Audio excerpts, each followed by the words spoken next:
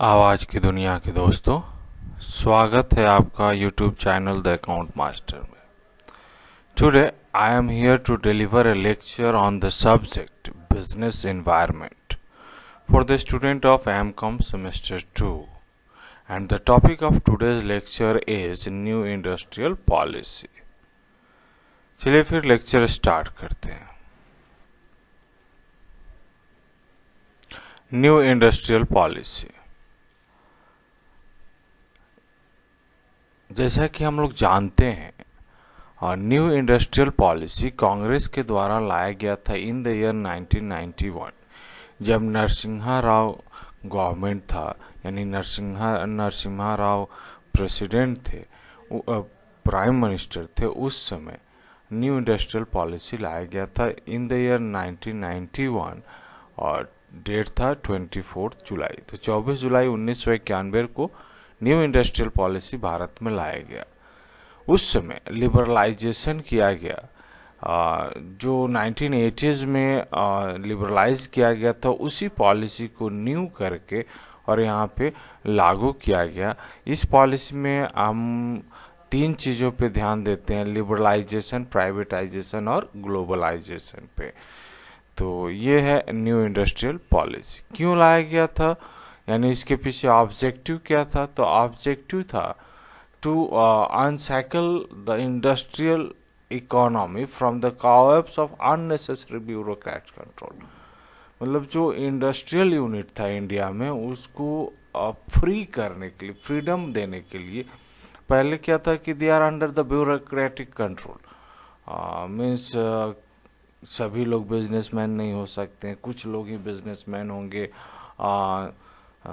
because of various types of burdens, various types of rules, regulations, नए लोग business में नहीं आ पाते थे। इस कारण से ये न्यू इंडस्ट्रियल पॉलिसी लाया गया ताकि ज़्यादा से ज़्यादा इंडस्ट्रीज एस्टैब्लिश हो सके। जैसा कि हम लोग जानते हैं, किसी भी देश का इकोनॉमी उस देश में एस्टैब्लिश्ड इंडस्ट्रीज के आधार पे अंदाज़ा लगाया जा सकता है कि अगर मोर इंडस्ट्री एस्टैब्लिश्ड है तो मोर इकोनॉमी ग्रोथ होगा।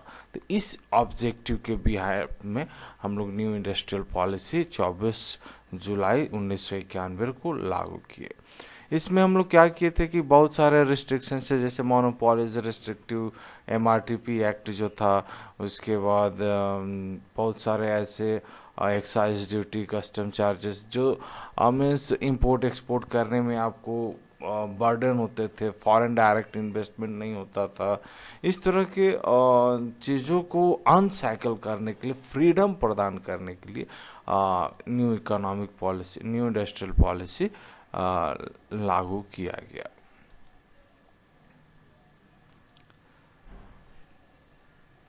इन सभी ऑब्जेक्टिव्स को फुलफिल करने के लिए गवर्नमेंट क्या किया कि new industrial policy in the following area वो इनिशिएट किया। तो एरिया क्या है? तो पहला, एबॉलिशन ऑफ इंडस्ट्रियल लाइसेंसिंग। पहले क्या होता था कि अगर आप इंडस्ट्रीज एस्टैब्लिश करने जाते हैं तो आपको इंडस्ट्रियल लाइसेंस की आवश्यकता होती थी। तो वो लाइसेंस का जो प्रक्रिया होता था, एक आम इंसान, यानी एक व्यक्ति जिसके पास कैपिटल है, इंडस्ट्रीज बिजनेस सेटअप करना चाहता है, तो उसके लिए इतने सारे लीगल फॉर्मेलिटीज होते थे कि आपको इंडस्ट्रीज खोलने में ही मैक्सिमम पोर्शन ऑफ और आपका कैपिटल जो होता था वो खर्च हो जाता था। अभी आज के डेट में देखें तो अगर आप कंपनीज, बिजनेस ऑर्गेनाइजेशन ओपन करना है तो विद इन 24 आवर्स आप कंपनी ऑर्गेनाइज इस्टेब्लिश कर सकते हैं। मैक्सिमम आपको 10 डेज लगता है कंपनी इस्टेब्लिश करने में, और खर्चे मैक्सिमम 10-12,000 आते हैं। लेकिन उस समय क्या था, there are various types of burden. तो उस बर्डन को हटाने के लिए न्यू इंडस्ट्रियल पॉलिसी लाया गया। तो बर्डन क्या था? तो in order to liberalise the economy and to bring transparency in the policy, new industrial policy has abolished the system of industrial licensing for all industrial undertaking, irrespective of level of investment, except for a short list industries related to security and strategic concern, social reasons, and hazardous chemical and overriding environmental concern. and item of elitist consumption. तो new economic policy में, new industrial policy में क्या किया कि जितने भी control थे, जितने भी बर्डन थे, जितने भी हार्डल्स थे in the way of establishing a business organisation, उसको समाप्त किया गया ताकि ease to establish a business हो सके। लेकिन कुछ इंडस्ट्रीज या कुछ ऐसे फैक्ट्रीज थे जिनके ऊपर में अभी भी अगर आप एस्टैब्लिश करने जाते तो वहाँ पे रिस्ट्रिक्शंस था, जैसे सिक्योरिटी से related, social hazardous chemical, environment overheating, इस तरह से जो भी इंडस्ट्रीज थे उन पे अभी भी रिस्ट्रिक्शंस है कि जैसे हर कोई हजार्डस केमिकल का फैक्ट्री अगर लगाने लगे तो it is difficult to manage the society, manage the country. तो कुछ इंडस्ट्रीज हैं जिन पे अभी भी वो लाइसेंसिंग प्रोसेस है, बर्डन है, हार्डल्स है। लेकिन कुछ जो नॉर्मल ऑर्गेनाइजेशंस थे, जैसे सपोज कि आपको एक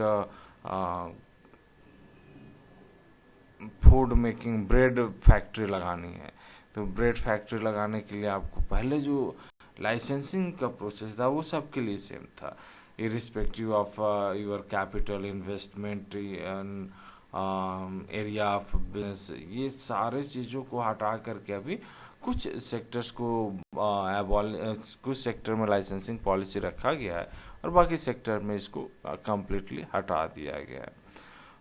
एनेक्सर 2 दिया गया है इस पॉलिसी में, जिसमें 18 इंडस्ट्रीज ऐसे हैं जिनके लिए लाइसेंसिंग अभी भी कंपलसरी है। वो क्या क्या है? 18 तो कोल और लिग्नाइट, पेट्रोलियम, उसके बाद है आपका distillation and brewing of alcoholic drinks, sugar, animal fat and oil, cigar, cigarette, तंबाकू। तो ये अच्छे हो गए। इस तरह के अगर ऑर्गेनाइजेशन आप इस्टेब्लिश करना चाहते हैं तो आपको लाइसेंसिंग की आवश्यकता पड़ती है।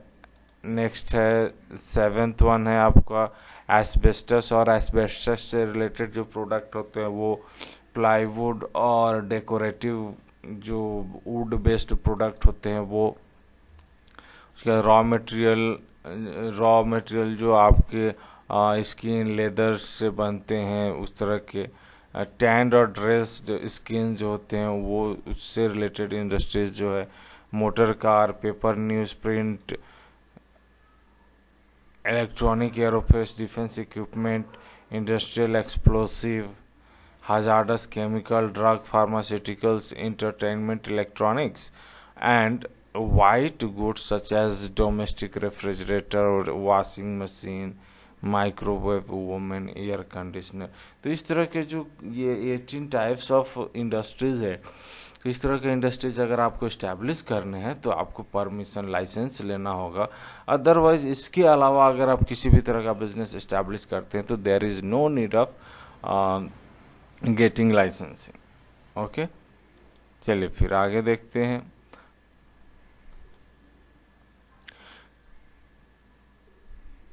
Policy regarding public sector, public sector से रिगार्डिंग जो पॉलिसी था उसमें चेंजेस किया गया in spite of huge investment. जैसे हम अभी बोले more industry establish, more economic develop.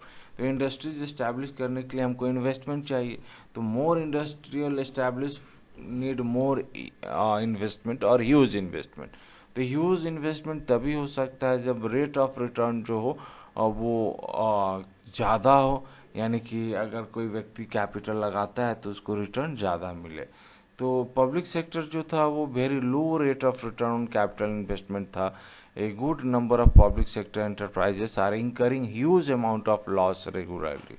Thus, in order to face the situation, government should restructure the potentially viable. तो चूंकि गवर्नमेंट पब्लिक सेक्टर इंटरप्राइजेस थे, उनका लो रेट ऑफ रिटर्न था, जिसके कारण से उनको हर साल लॉस का सामना करना पड़ता था। गवर्नमेंट ने क्या किया कि उनका रीस्ट्रक्चर किया ताकि वो फिर से एस्टैब्लिश हो सके, जीवित हो सके। उसके लिए गवर्नमेंट ने क्या किया कि कुछ प्रायोरिटी सेक्टर्स जो था उसमें ग्रोथ का अपॉर्चुनिटीज देखते हुए उसने essential infrastructure, exploration, exploitation of minerals and oils, technology development, product with strategic consideration, तो इन सारे सेक्टर्स में जहाँ पे ग्रोथ की संभावना थी इसको वो प्रायोरिटी सरकार ने दिया, ताकि इस तरह के जो ऑर्गेनाइजेशन है उनको सहायता दे करके और आगे बढ़ाया जा सके। न्यू इंडस्ट्रियल पॉलिसी जो था वो लिस्ट ऑफ इंडस्ट्रीज जो पब्लिक सेक्टर के अंडर में थे उसको कम किया। कितना कर दिया, तो पहले ये 17 हुआ करते थे, अभी उसको घटा करके 8 कर दिया गया। 8 करने से क्या हो गया कि जैसे ही गवर्नमेंट के ऊपर में बर्डन, लॉसेस कम हो जाएंगे, ऑब्वियस है कि फाइनेंशियल डेफिसिट नहीं होगा और government will run smoothly and the economic will go high smoothly. तो इसमें क्या था, आयरन एंड स्टील इंडस्ट्री था, इलेक्ट्रिसिटी था, एयर ट्रांसपोर्ट था यानी हवाई जहाज, ship building, heavy machinery industries, telecommunication and instrument. तो ये 8 इंडस्ट्रीज थे। पहले ये 17 हुआ करते थे न्यू इंडस्ट्रियल पॉलिसी में, इसको 8 तक सीमित किया गया। तो 8 इंडस्ट्रीज जो बच गए सरकार के पब्लिक सेक्टर में वो क्या थे, तो पहला आर्म्स एंड एमुनेशन, मतलब गोला बारूद बनाने का, डिफेंस एयरक्राफ्ट, वारशिप बनाने का जो इंडस्ट्रीज था वो पब्लिक सेक्टर में है। दूसरा एटॉमिक एनर्जी, तीसरा कोल लिग्नाइट, चौथा मिनरल ऑयल, पांचवा माइनिंग ऑफ आयरन और manganese, chrome, gypsum, sulphur, gold, diamond, छठा mining of copper, lead, zinc, tin, molybdenum, wolfram, सातवां mineral specified in the schedule of atomic energy control of production and use order 1953। उसके बाद last का rail transport. तो ये जो 8 industries थे वो आफ्टर न्यू इकोनॉमिक पॉलिसी ये सरकार के पास पब्लिक सेक्टर में रह गए, बाकी सबको क्या किया गया, प्राइवेटाइज कर दिया गया।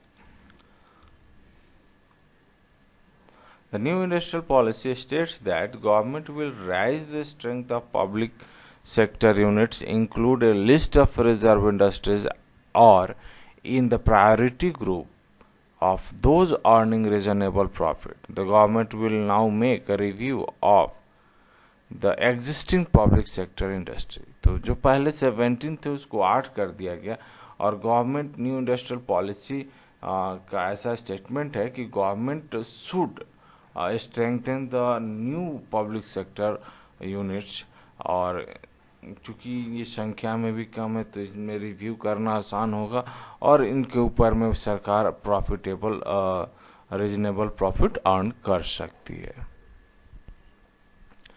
Industry earning higher profit will provided much higher degree of management autonomy through the style of MOU। तो जो पब्लिक सेक्टर का ऑर्गेनाइजेशन ज़्यादा प्रॉफिट करते हैं उनको प्राइवेट मोनो ऑटोनॉमस ऑर्गेनाइजेशन बना दिया गया और private sector participation would invited to raise competitive capacity of this industry। SIC units will not be referred to the BIFR for getting advice about the rehabilitation and reconstruction।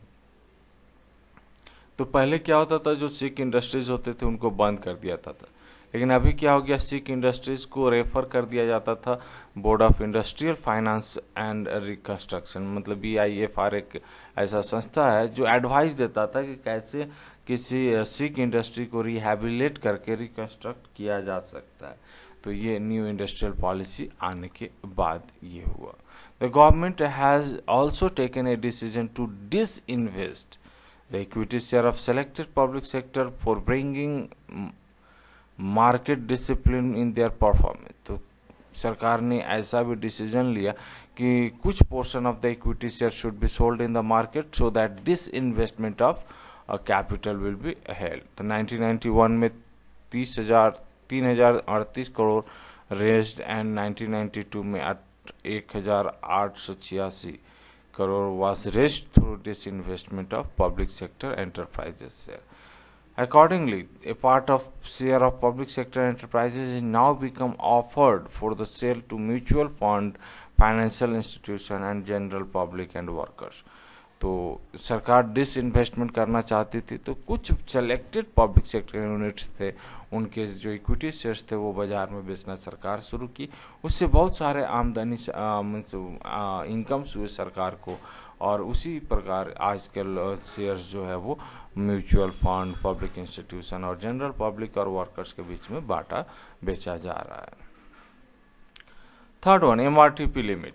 MRTP monopolistic restrictive trade practices, मतलब वैसा trade practices जो restrictive है, नहीं करना चाहिए। जैसे आप gas connection लेने जाते हैं तो गैस कनेक्शन वाला बोलता है कि आपको गैस कनेक्शन तभी देंगे जब आप चूल्हा भी मेरे यहाँ से कर देंगे। तो this is restrictive trade practice, मतलब वैसा उसको नहीं करना है। अगर वो करता है तो वो गलत करता है, ठीक है। तो as per MRTP act, any form with assets over a certain size 100 crore since 1985, मतलब जिसका साइज 100 करोड़ से ऊपर है, was classified as MRTP firm, and such firms are allowed to start only selected industries on a case-by-case approval. But the government now felt that this MRTP limit has become deleterious in its effect on the industrial growth of the country. तो पहले क्या होता था कि वही organisation जैसे product बनाना है तो वैसे ही ऑर्गेनाइजेशन प्रोडक्ट बनाएगी जिनका ये कैपिटल स्ट्रक्चर होता था। आज के डेट में वो कैपिटल स्ट्रक्चर को सरकार क्या करती है कि एमआरटीपी को हटा दे, रिमूव करती है, बिकॉज कि दिस इज नॉट नेसेसरी कि वैसा उतना कैपिटल जो होगा वही वो प्रोडक्ट बनाएगा। इट मे बी वैसे ऑर्गेनाइजेशन भी वो प्रोडक्ट बना सकते हैं जिनके पास उतनी कैपेसिटी कैपिटल की नहीं है। और इंडस्ट्रियल ग्रोथ ऑफ इकोनॉमी के लिए ये जरूरी है कि एमआरटीपी के जो लिमिट्स हैं उसको कम किया जाए या फाइनली एबॉलिश कर दिया जाए। न्यू इंडस्ट्रियल पॉलिसी जो था उसमें क्या था कि जब भी हम एमआरटीपी कंपनीज बोलेंगे उनको एक रिस्ट्रिक्शन दिया जाएगा, लिमिट दिया जाएगा। लेकिन न्यू इंडस्ट्रियल पॉलिसी में जो था वो MRTP companies will not be longer required, मतलब कंपनीज को एमआरटीपी की जरूरत नहीं होती थी। उनका कंट्रोलिंग रेगुलेशन जो होगा वो monopolistic, restrictive, unfair trade practices rather than making it necessary for monopoly house to obtain approval of the center of expansion, establishing of new undertaking, merger, amalgamation and takeover and appointment of certain director. The thrust of the policy will be more on controlling unfair and restrictive business practices. तो कहने का मतलब ये है कि पहले जो था वो एमआरटीपी लिमिट होता था, बस अभी क्या हो गया कि हम एमआरटीपी लिमिट नहीं रखेंगे। कोई भी ऑर्गेनाइजेशन प्रोडक्ट बना सकती है, सिर्फ हम क्या करेंगे कि कंट्रोल करेंगे कि कोई भी ऑर्गेनाइजेशन अनफेयर और रिस्ट्रिक्टिव बिजनेस प्रैक्टिसेस नहीं कर सके। मीन्स बाजार में मोनोपोली की सिचुएशन ना आ जाए। मोनोपोली होगा तो क्या होगा, प्राइस हाइक हो जाएगा, तो वैसा सिचुएशन नहीं आए।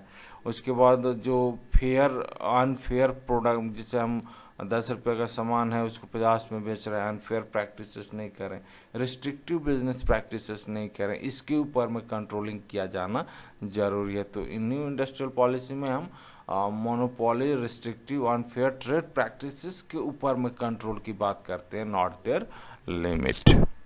Okay, the provision of MRTP Act will be strengthened in order to enable the MRTP Commission to take appropriate action in respect of monopolistic, restrictive and unfair trade practices. तो MRTP commission बनाया गया जो action लेगा, appropriate action लेगा against monopolistic practices, restrictive practices and unfair practices. Okay, चलिए फिर आगे चलते हैं। Foreign investment and foreign technology. 1991 में एक चीज़ इकोनॉमिक डेवलपमेंट के लिए किया गया कि जब तक हम फॉरेन इन्वेस्टमेंट नहीं लाएंगे, मतलब पैसा बाहर के लोग आके इंडस्ट्रीज इंडिया में नहीं लगाएंगे, फॉरेन डायरेक्ट इन्वेस्टमेंट या फॉरेन इंस्टीट्यूशनल इन्वेस्टमेंट, तब तक मेरे पास टेक्नोलॉजी नहीं आएगा। जब तक फॉरेन टेक्नोलॉजी नहीं आएगा तब तक हम क्या करेंगे, इंडिजिनस टेक्नोलॉजी का इस्तेमाल करेंगे, मीन्स हम लोग लेबर बेस्ड टेक्नोलॉजी इस्तेमाल करेंगे। इससे क्या होगा कि हम बाजार में कंपटीशन नहीं ला सकते। तो इसीलिए क्या था कि गवर्नमेंट इसके लिए परमिशन दिया इन द 1991। पहले क्या था कि पहले अगर कोई विदेश से फॉरेन टेक्नोलॉजी या कैपिटल इन्वेस्ट करना चाहता है तो इसको सरकार से परमिशन लेना होता था, जिसमें अननेसेसरी डिले होता था और डिसीजन लेने में परेशानी होती थी। लेकिन जब नया इंडस्ट्रियल पॉलिसी आया तो उस समय क्या किया गया कि लिस्ट बनाया गया हाई टेक्नोलॉजी हाई इन्वेस्टमेंट को, ताकि बिजनेस को ये परमिशन दिया जा सके कि वो up to 51% of foreign equity को बिजनेस में ला सकता है। तो इसमें बहुत सारे 34 प्रायोरिटी इंडस्ट्रीज थे, जैसे metallurgy, boiler, steam generating plant, electrical equipment, telecommunication equipment, transportation, industrial agricultural machinery, industrial investment, chemical, food processing, hotel and tourism industry. तो ये सारे जो इंडस्ट्रीज थे यहाँ पे आप डायरेक्ट फॉरेन कैपिटल लाए, फॉरेन टेक्नोलॉजी लाए, आपको किसी भी तरह का मना ही नहीं था। In respect of foreign technology agreements, automatic permission will be provided in high priority industry up to a sum of 1 crore, 5% royalty for domestic sales and 8% of sales over 10 years period of the date of agreement or 7 years from the commencement of production. No permission will be required for hiring foreign technician or for testing indigenous development technology. तो जैसा कि rule था कि सरकार से permission लेना होगा before foreign investment और फॉरेन टेक्नोलॉजी इम्प्लीमेंटेशन। अभी क्या हो गया कि सरकार से कोई परमिशन लेने की ज़रूरत नहीं है। सरकार आपसे 5% रॉयल्टी लेगी जो भी आप देश में बेचेंगे, और 8% 10 सालों तक वो आपके एग्रीमेंट के ऊपर, या जब से आप प्रोडक्शन स्टार्ट किए तब तक सरकार आपसे 7 सालों के लिए रॉयल्टी लेगी। नेक्स्ट है location policy liberalised. Location policy means जैसे हम लोग जानते हैं बिजनेस हमेशा सोसाइटी में इस्टेब्लिश होता है, और सोसाइटी में जहाँ पे भी हम बिजनेस इस्टेब्लिश करते हैं तो वहाँ पे धीरे धीरे वो शहर बन जाता है। जैसे हम लोग अगर बात करें टाटा जमशेदपुर की बात करें तो जमशेदपुर पहले शहर नहीं था, धीरे धीरे वो आज शहर हो गया। तो पहला चीज़ तो वो लोकेशन जो है वो डेवलप होगा। दूसरा, जैसे ही डेवलपमेंट होगा पॉल्यूशन होगा, वहाँ का एनवायरनमेंट डिग्रेड होगा। तो इस तरह के लोकेशन को लिबरलाइज किया गया। Means this type of location should be controlled or managed by the organization and will be located outside the 25 kilometer of periphery। मतलब अगर जहाँ पे 1 मिलियन मतलब 10 लाख लोग से ज़्यादा एक जगह में रह रहे हैं तो आप वहाँ पे इंडस्ट्रीज नहीं लगा सकते हैं, आपको वहाँ से 25 किलोमीटर दूर ही इंडस्ट्री लगाना होगा। ओके। छठा, abolition of phased manufacturing programme. Phased manufacturing programme क्या होता है कि वैसा मैन्युफैक्चरिंग प्रोग्राम जहाँ पे हम लोग इंडिजनाइजेशन, मतलब एक तरह से हम बोले कि लेबर इंटेंसिव टेक्निक्स का इस्तेमाल कर रहे हैं, तो उस तरह के टेक्निक्स को हम नहीं इस्तेमाल करके हम क्या करें, government feels due to substantial reform in trade policy and devaluation of rupee there is no need to inform such programme. तो इस तरह प्रोग्राम को इन्फोर्स कर नहीं थी। 7th, removal of mandatory convertibility clause. Mandatory convertibility clause मतलब क्या होता है कि जैसे कोई इंडस्ट्री है वो अपने आप चेंज करना चाहती है अपने क्लॉज में, जैसे मेमोरेंडम ऑफ एसोसिएशन में जो क्लॉजेस होते हैं उसमें चेंज करनी चाहती है, तो उसके लिए जो डिफरेंट पॉलिसीज थे उसको भी लिबरलाइज किया गया। जैसे from the very beginning of last large part of industrial investment was financed by loans from bank and financial institutions who have followed a mandatory convertibility clause in their lending operation of new industrial project. मतलब कोई new industrial project में अगर वो कर्ज दे रहा है, पैसा loan के रूप में दे रहा है या फाइनेंस कर रहा है, तो उसके लिए ये जरूरी था कि वो कन्वर्टिबिलिटी क्लॉज अपने मैंडेटरली इसको अप्रूव कराए. This has provided an option to convert loan into equity if it was felt necessary by the management. मतलब ऐसा था कि अगर मैनेजमेंट चाहे तो जो लोन लिए हैं हम उस लोन को इक्विटी में कन्वर्ट किया जा सकता है. मतलब मैंडेटरी कन्वर्टेबिलिटी क्लॉज रखना होगा, तभी बैंक या फाइनेंशियल इंस्टीट्यूशन आपको लोन करेगी. कन्वर्टेबिलिटी मतलब loan should be converted into equity. This was unwarranted threat to private firm. मतलब ये एक तरह से डर था प्राइवेट फर्म के लिए. New industrial policy removed this system and hence financial institution will not impose this mandatory convertibility clause. तो न्यू इंडस्ट्रियल पॉलिसी में इस तरह के जो क्लॉज थे उसको हटाया गया, क्योंकि कोई भी बिजनेसमैन बिजनेस करता है, किसी से कर्ज लेता है और बाद में वो मालिक बन जाएगा, तो why should anybody get finance by any financial institution. तो इस कारण से न्यू इंडस्ट्रियल पॉलिसी में कन्वर्टिबिलिटी क्लॉज जो था उसको हटाया गया. ओके नेक्स्ट चलिए हम न्यू इकोनॉमिक पॉलिसी का अप्राइजल देखते हैं. अप्राइजल में सबसे पहले मेरिट देखते हैं. It is quite logical to think that a country like India is trying to achieve a faster industrial growth.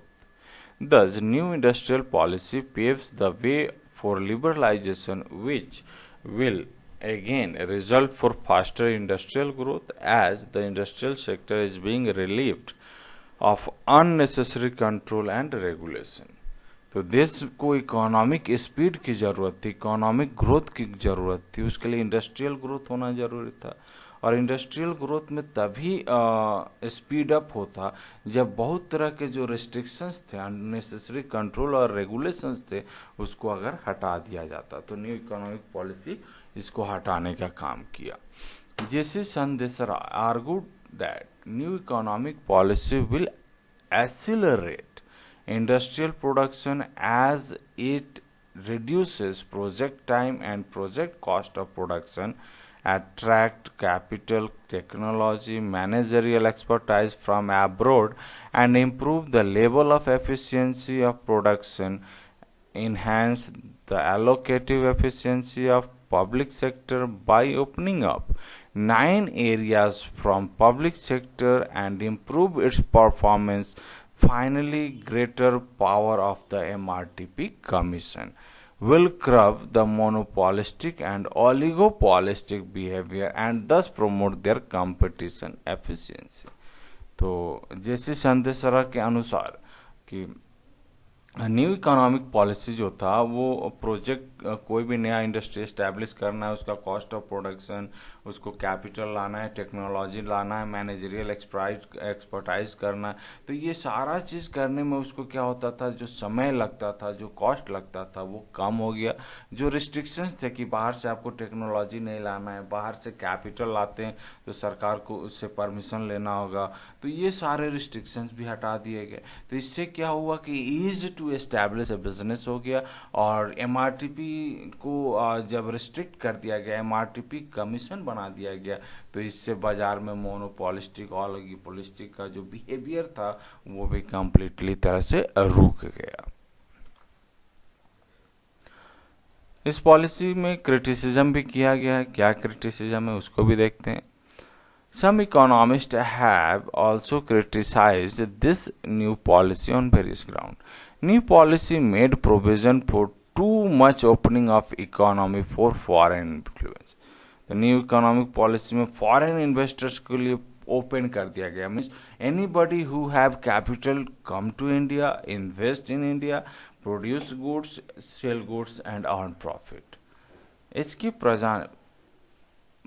Pranjapi agreed that those 34 high priority industry having provision for automatic permission from foreign investment would make a possible would make it possible for large transnational to dominate certain growing area of our country and push to the wall of any Indian concern which attempt to stand out their own. Indigenous research and development will be done. तो कुछ लोगों का मानना है कि जैसे ही हम foreign investors को बुलाएंगे दे इन्वेस्ट अकॉर्डिंगली, और जैसे ही वो इन्वेस्ट करेंगे उनका रिसर्च एंड डेवलपमेंट, उनका जो टेक्नोलॉजी से वो क्या करेंगे कि इंडिया के जो क्षेत्र है जहाँ पे इंडियन डोमेस्टिक इंडस्ट्रीज को राइज करना चाहिए वो राइज नहीं कर पाएगा और वो कैप्चर कर सकते हैं। तो it should not be possible because की एमआरटीपी कमीशन है, ऐसा लोगों का मानना है। Moreover, the past record of multinational working in India suggests that this company are in operation more as trading than manufacturing and exporting concern. तो लोगों का ऐसा मानना है कि जो बाहर से कंपनीज आएंगी वो यहाँ पे व्यापार करने नहीं आएंगी, यहाँ पे सामान बना के और अपने देश में एक्सपोर्ट करने के लिए आएंगी। कंसिडरिंग और ह्यूज मैन पावर रिसोर्सेज, यहाँ पे लेबर सस्ता है, यहाँ पे रॉ मटेरियल सस्ता है, इसलिए वो क्या करेंगे यहाँ पे गुड्स बनाएंगे और अपने कंट्री में ले जा करके उसको बेचेंगे। तो इंडियन कंट्रीज के लिए, इंडियन जो इंडिजिनस इंडस्ट्रीज है उनके लिए ये डिफ़िकल्ट होगा कि वो उनकी तरह टेक्नोलॉजी इस्तेमाल करें, बिकॉज वो क्या करेंगे, उनका जो टेक्नोलॉजी होगा नॉट लेबर इंटेंसिव, उनका कैपिटल टेक्नोलॉजी होगा, जिससे वो क्या करेंगे सस्ते में अच्छा गुड्स बनाएंगे। More over, liberalization of foreign investment up to 51% of foreign equity and over 100% of export oriented company will counter Nehruvian model where foreign capital was permitted only during transitional phase with the goal become the self reliant। तो Nehruvian model में क्या था कि हम foreign capital तभी permit करेंगे जब हमको अपने बिजनेस को ग्रो करना है, जब हम सेल्फ रिलायंट हो जाएंगे तो उस समय उसकी ज़रूरत नहीं होगी। लेकिन जिस इस न्यू इंडस्ट्रियल पॉलिसी में कि 51% ऑफ फॉरेन इक्विटी हम कर सकते हैं और 100% अगर ईओयू एक्सपोर्ट ओरिएंटेड यूनिट है तो इसमें 100% कैपिटल फॉरेन का हो सकता है। Moreover, free entry of foreign capital will remove distinction between high priority and low priority industries, and accordingly, foreign investment would enter into all different lines of production। तो जैसे ही हम न्यू इंडस्ट्रियल पॉलिसी में देखें कि free of entry, मतलब कोई भी व्यक्ति कहीं से आके इंडिया में कैपिटल लगा सकता है किसी भी ऑर्गेनाइजेशन में, तो यहाँ पे जो हाई रिटर्न और लो प्रायोरिटी इंडस्ट्रीज थे वो कंसेप्ट खत्म हो जाएगा।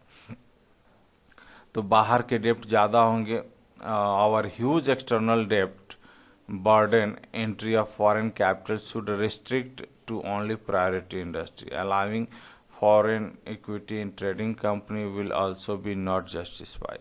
तो कुछ लोगों का मानना है कि जैसे ही हम फॉरेन कंट्रीज के लोग इंडिया में इन्वेस्ट करने आएंगे तो वो सिर्फ प्रायोरिटी सेक्टर में इन्वेस्ट करेंगे, लो प्रायोरिटी में नहीं करेंगे, जिससे क्या होगा कि प्रायोरिटी सेक्टर्स के इंडस्ट्रीज ग्रो करेंगे और लो प्रायोरिटी इंडस्ट्री के सेक्टर के जो इंडस्ट्रीज है वो ग्रो नहीं कर पाएंगे।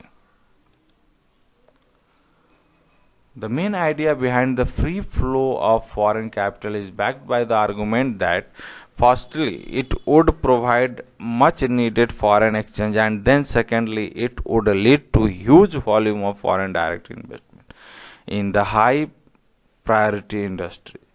But in this connection, there is fear that while doing so, we may sell our economic sovereignty to multinational। तो ऐसा लोगों के मन में डर है कि जैसे ही हम फॉरेन कैपिटल को फ्री फ्लो करते हैं इंडिया में आने के लिए, तो ये मन में डर बना हुआ रहता है कि जो हमारी इकोनॉमिक सॉवर्जिनिटी है वो उन मल्टीनेशनल के हाथों में चली जाएगी और जो ऑर्गेनाइजेशन का इकोनॉमी का जो डेवलपमेंट है वो only on the basis of, जैसे कि कोई फॉरेन की कंपनी आई इंडिया में इस्टेब्लिश हुई, वो प्रॉफिट अर्न करेगी, उस पर आपको टैक्स देगी, कंट्रोल मैनेजमेंट उनका होगा। तो इस तरह से कंट्रोल एंड मैनेजमेंट हम अपने हाथों में नहीं रख पाएंगे। However, the government should be very much careful about the hidden financial implication of reserve outflow of foreign exchange in the form of remittance of profit, dividend, royalties of foreign capitalists. Therefore, considering the existing huge foreign debt burden, the government must take proper care to invite foreign capital only in high priority industry, and the country should not suffer by following the path followed by Brazil and Mexico. तो Brazil और Mexico में क्या हुआ था कि वहाँ पे foreign companies आए, इंडस्ट्रीज एस्टैब्लिश की, और इंडस्ट्रीज हाई प्रायोरिटी इंडस्ट्रीज में ही पैसे इन्वेस्ट किए, और उनसे जो प्रॉफिट होता था वो सरकार को टैक्स देते थे। धीरे धीरे क्या हुआ कि फॉरेन टैक्स बर्डन जो था, वो फॉरेन डेप्ट बर्डन जो था वो बढ़ते चला गया। बढ़ते जाने के कारण क्या हुआ, ब्राज़ील और मैक्सिको में जो उनका कंट्रोल था गवर्नमेंट का ऑन इंडस्ट्रीज, वो फाइनली कंट्रोल खत्म हो गया। तो यही चीज़ है कि भारत सरकार को भी सोचना चाहिए कि उनका कंट्रोल वैसे मल्टीनेशनल पे बने रहे, और वो कंट्रोल कैसे होगा, तो जो उनका हिडन फाइनेंशियल इम्प्लीकेशन है उसको अच्छे से स्टडी करे और उसको कंट्रोल करने में मदद करेगी। The new industrial policy also mentioned about the loss incurring public sector enterprises, which would be referred to BIFR. New industrial policy में ऐसा भी कहा गया कि जो इंडस्ट्री लॉस मेकिंग इंडस्ट्री यानी जो सिक इंडस्ट्री है पब्लिक सेक्टर की, उसको BIFR में रेफर किया जाएगा। वो उनका रिकंस्ट्रक्शन और अपग्रेडेशन करके फिर से बाजार में फिर से उनको स्ट्रेंथन करके अच्छे से डेवलप करके उसको इस्टेब्लिश करेगी। While passing this sick industry to private business houses or to close such sick industry, adequate social security measure must be undertaken. But the new policy neglected this project. नया policy इसको neglect करता है कि अगर हम कोई सिक industries को बंद कर देते हैं या किसी प्राइवेट को बेच देते हैं, तो वैसे केस में जो सोशल सिक्योरिटी मेजर्स हैं उसको भी ध्यान में रखा जाता था, जो कि अभी नहीं रखा जा रहा है। और it would be better if ownership of such sick industries enterprises be transferred to workers cooperative, and the government should provide adequate financial and technical assistance in order to revive such industry. तो ऐसा लोगों का मानना है कि जो सिक industries है उसका जो ऑनरशिप है वो वर्कर्स के कोऑपरेटिव सोसाइटी को दे दिया जाए, यानी कि उनका जो अपना वर्कर्स है वो उनके मालिक हो जाए, और गवर्नमेंट उस ऑर्गेनाइजेशन को रिवाइव करने के लिए, फिर से जिंदा करने के लिए सम फाइनेंशियल और टेक्निकल असिस्टेंस प्रदान करे, ताकि बिजनेस जो सिक था वो फिर से हेल्दी हो जाए, फिर से स्टैब्लिश हो जाए। MRTP कमीशन का जो कैपेसिटी है to control and regulate the monopolistic and unfair practices is doubtful, as the past experience suggest that commission has failed in this respect. तो चूंकि MRTP कमीशन है तो उसका काम है कंट्रोल और मैनेज करना, रेगुलेट करना MRTP मोनोपोलिस्टिक और रिस्ट्रिक्टिव ट्रेड प्रैक्टिसेस, जो लोगों का मानना है कि ये डाउटफुल है क्योंकि ये पहले भी फेल हो चुका है। From the foregoing analysis, we can conclude that the new industrial policy, यानी कि ये सारा हम मेरिट डिमेरिट पढ़ने के बाद ऐसा कह सकते हैं कि न्यू इंडस्ट्रियल पॉलिसी में कुछ चैलेंजेस है, उसको रिस्ट्रक्चर करना चाहिए, रिवाइव करना चाहिए industrial sector of the company, but ऐसा हम नहीं कर सकते हैं कि new industrial policy is not helpful in near future. It is helpful for the organization, for the country. The policy foreign investment को attract करेगा, साथ में employment generate करेगा, साथ में जो workers है जो unemployed है उनको job मिलेगा, उनको foreign expenses जो है वो increase होंगे, लोग इंडिया में फॉरेन कैपिटल भारत में आएगा, इन्वेस्टमेंट होगा, साथ में इकोनॉमिक सॉवर्जिनिटी है वो थोड़ा बहुत इफेक्ट होगा, लेकिन उससे कंट्री जो है वो डेब्ट के ट्रैप में नहीं जाएगा। Country should be sufficient to sufficient care should be taken in near future to keep industrial economy in in A right track. तो ये सारी बातों को ध्यान में रखते हुए हमको कुछ केयर की ज़रूरत है ताकि जो इंडस्ट्रियल इकोनॉमी है वो राइट ट्रैक पे आ सके। Okay, I think this video is helpful to the student of MCOM and to the scholar who wants to knowledge about the new new industrial policy.